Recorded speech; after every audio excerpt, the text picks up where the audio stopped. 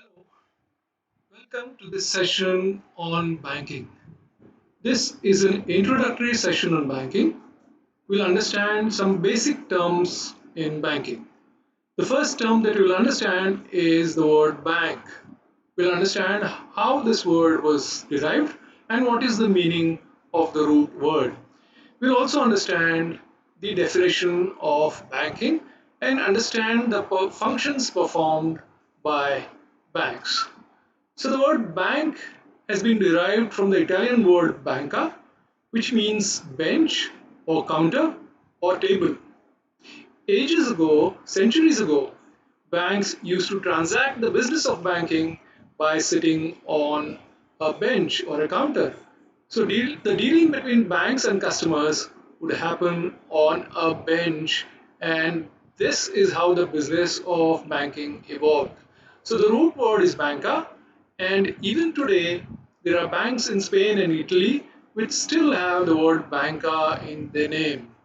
So banca is a root word and which means bench or counter, and that is how the word bank has been derived.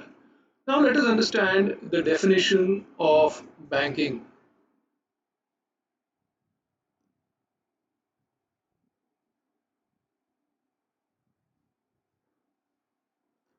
Banks are like traders. Traders of commodities are an important link between manufacturers and consumers. They are an important intermediary between manufacturers and the consumers. So, what is the profit earned by a trader? The profit is the difference between the selling price and the cost price. So, for example, assume that a trader sells a commodity for 100 rupees to a consumer and he buys the same commodity for 80 rupees from the manufacturer. Then his profit is selling price, which is 100 rupees, minus cost price, which is 80 rupees. So his profit is 20 rupees. Simple arithmetic equation. Profit is equal to selling price minus cost price. Traders of commodities earn profit by buying and selling of commodities.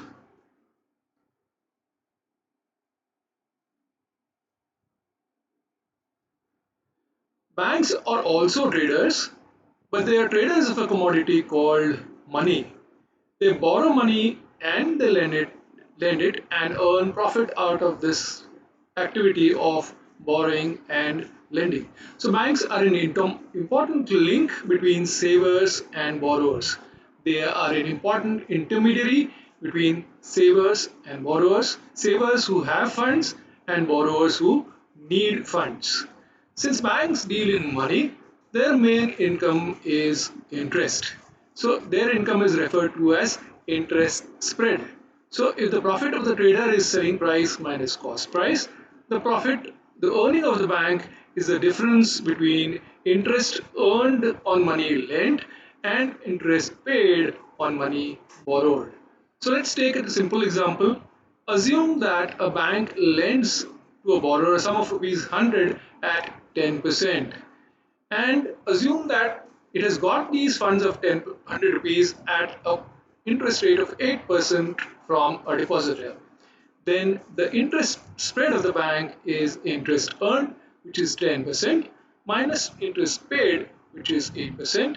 So here the interest spread is 2%. So like traders, banks are also traders, but they're traders of money, and they borrow and lend money, and their main source of earning is interest spread.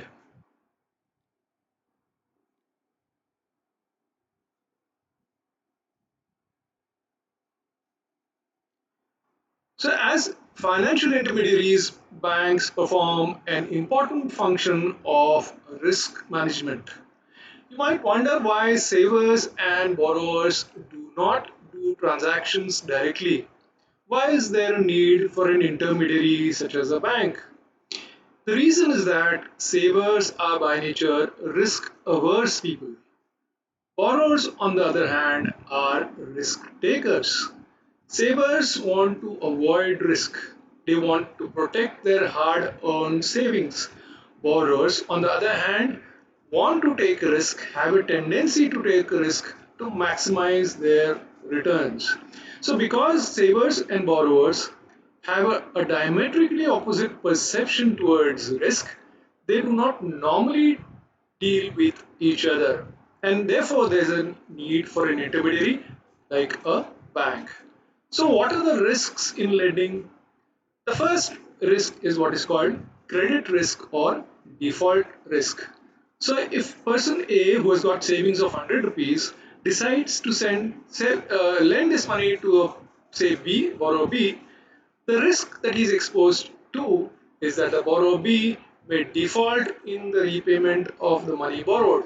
He may not pay back the sum of 100 that is borrowed from A. So A is then exposed to the risk that he may not get back the hard earned savings of 100 rupees which he had lent to B. The second risk is what is called liquidity risk. Taking the same example, if A has lent money to B, and after lending money, if he has an emergency in terms of a family function or marriage of a daughter or money for the higher education of his child, and if he asks B for money immediately, B may not be able to return the money when required by A, which means that B is then exposed to liquidity risk. He will not get the money when he wants it most. Banks, as financial intermediaries, step in and perform the function of risk management and insulate the savers, protect savers from the risk of default and from liquidity risk. They mobilize savings from savers and lend it on to borrowers and make sure that the money lent is recovered and made available to savers whenever they want it back with interest on it. So, banks as financial intermediaries perform an important function of risk management. And what is the compensation that banks earn by doing this function of risk management? The interest spread that we saw a little earlier is the compensation to banks for performing the function of risk management.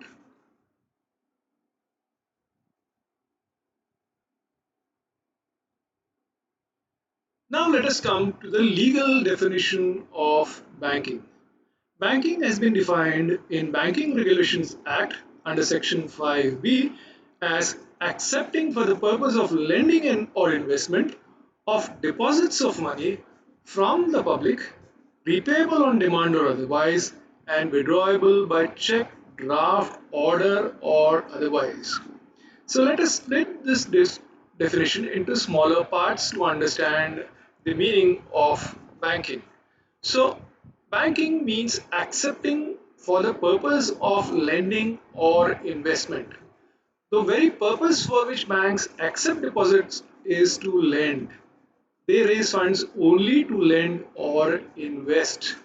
This differentiates banks from companies which also accept fixed deposits.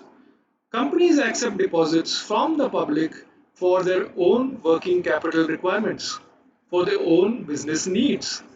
Banks, on the other hand, accept deposits for the sole purpose of lending to others or investing in securities, bonds, and government securities. So, banks have the purpose of accepting only for the purpose of lending or investment. Banks accept deposits of money. Like I told you, banks are traders of money. They accept and lend money. So they are traders of money and they accept only deposits of money. They accept deposits of money from the public.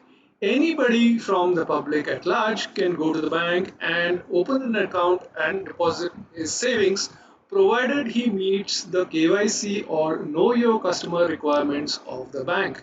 Every bank has its own customer acceptance policy and customer identification procedure in terms of valid identity documents and address proof. If the customer is able to satisfy the bank on these counts, then anybody from the public can go and place his deposits in the bank. Chit funds are, on the other hand, available only for their members. These funds are created for members only and they are not open to public. Banks, on the other hand, accept deposits from the public. Another example is of money lenders. Money lenders are not banks because they don't accept deposits for the purpose of lending. They have their own funds and they only perform the function of lendings. They do not accept funds for the purpose of lending. So, therefore, money lenders are not banks, chit funds are not banks. Companies, although they accept deposits, they do not perform the function of banking. Now, how is this money repayable? This money is repayable either on demand or otherwise. The money that is placed by people can be withdrawn either on demand or otherwise, which means that banks accept demand deposits and also accept fixed deposits. Only banks can accept demand deposits and fixed deposits. Companies, for example, can only accept fixed deposits. They are not allowed to accept deposits which are withdrawable on demand. Finally, we see how the money can be withdrawn. Money kept in banks can be withdrawn either by traditional instruments such as checks or by modern day methods such as ATMs, internet banking, through Paytms, through NEFT, RTGS, and other electronic modes of transfer and payment. So, this is the legal definition of banking. So, in this session, we saw a simple definition of banking as traders of money, and we also saw the legal definition of banking as provided in the Banking Regulations Act. In the next session, we'll understand what are scheduled banks. Thank you for watching.